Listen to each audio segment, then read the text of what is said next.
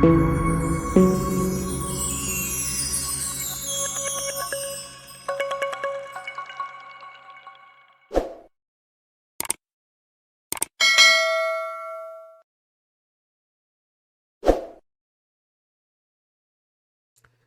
back viewers. In today's video we are going to discuss how to install the GDM or the Gnome Display Manager service on your system. So imagine a situation where you want to uninstall any desktop that you don't like, or you don't like the workflow of the desktop. Suppose you have got LXQT or a KD desktop and you are not satisfied with the workflow and you want to change over to Gnome, which you think will be more suitable. Then you have to follow the uninstall and install instructions for the different desktops that I have shown you in earlier videos. So there are many videos how to uninstall the desktops and install the desktops using the terminal, as well as the installer Linux installers.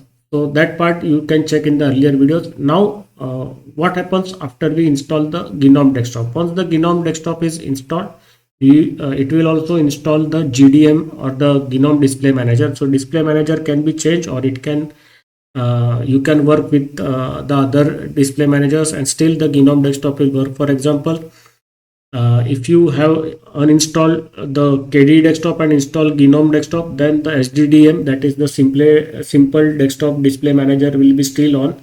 Though you have installed the GDM, that is the Gnome Display Manager, along with the Gnome desktop, the GDM is not the default display manager, and the Gnome desktop will boot using the SDDM manager. But if you want to use the GDM, that is the Gnome Display Manager with Gnome, then you will have to manually enable the GDM service. So before enabling the GDM service, what you have to do is you have to reboot the system, restart the system after the Gnome installation is complete.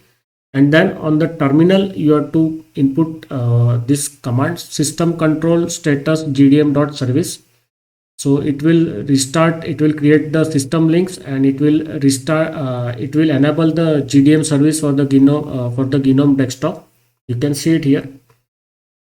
So it will show the status that the Gnome Display Manager is there, but it is inactive. You can see it here. It is loaded, but it is inactive or disabled. Next command is system control -f enable GDM service. So it will create the system links and it will enable the GDM service. After this GDM service is enabled, you can remove the SDDM, that is the simple desktop display manager of the KD desktop.